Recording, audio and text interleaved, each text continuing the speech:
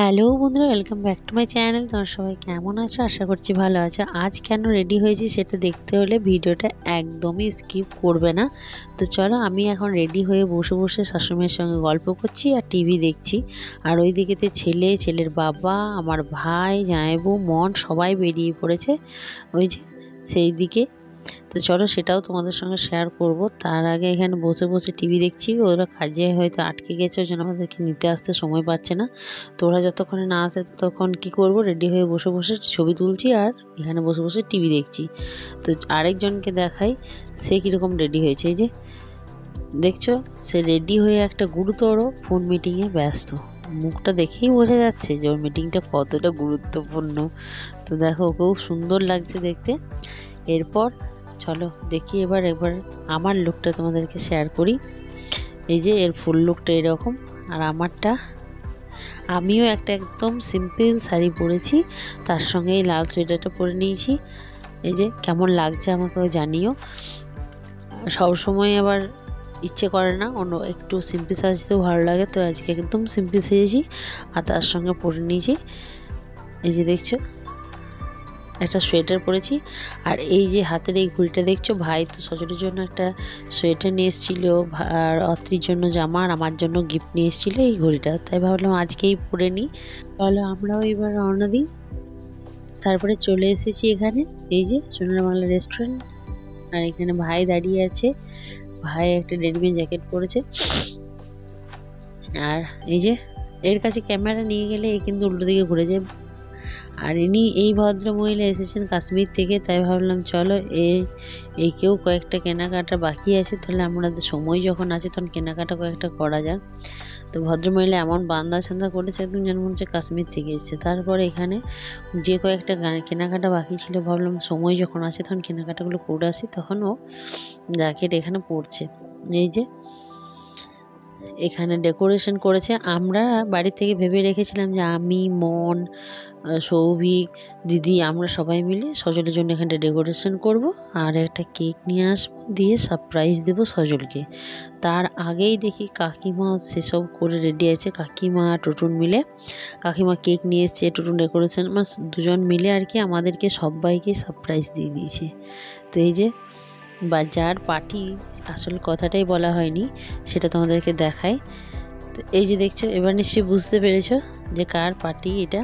তো এটা সজলবাবুর ছোট্ট করে একটা বার্থডে পার্টি, হঠাৎ করেই রেডি হয়েছে। এটা আগে থেকে কোনো প্রিপারেশন সেরকম হয়তো ছিল না।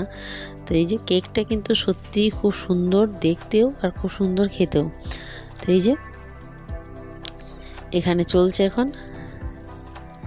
এরপর কেকটাকে রেডি করা হয়েছে, তা সবাই আসছে। সবাই আসলে এখানটাতে কেকটা ডেকোরেশন করে রাখা হয়েছে। এবার সবাই এলে তারপর কেকটা কাটা হবে। মোটামুটি সবাই চলে এসেছে, এবার কেক কাটছে। যদিও বলছিল আবার কেক কাটতে হবে সবার সামনে, এটার একটি বিরক্তিকর ব্যাপার তার কাছে, কিন্তু সবাই মিলে যেহেতু আয়োজন করেছে সেহেতু আরও না করতে পারেনি। তো এখানে সবাই মিলেই রেডি আছে। আর এই যে দেখো, মোটামুটি সবাই চলে এসেছে। ছোট্ট করে একটা পার্টি, সবাই মিলে সারা সন্ধ্যেটা খুব সুন্দর কাটলো। যদিও ওর বার্থডেটা করার ইচ্ছে ছিল না, ছেলেটা ইচ্ছে ছিল, তো ছেলেটা পরে হয়তো করা হবে। তো চলো এখন কেকটা কাটা হোক।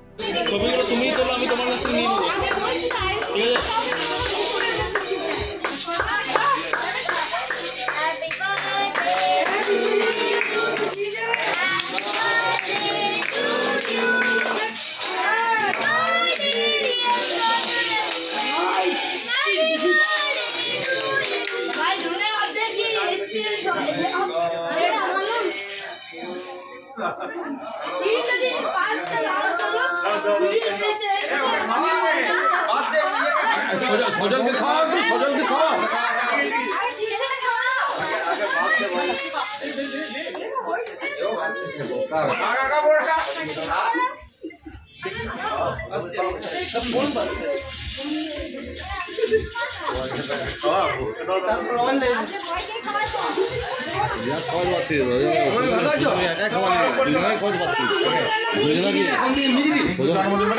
খাওয়াবো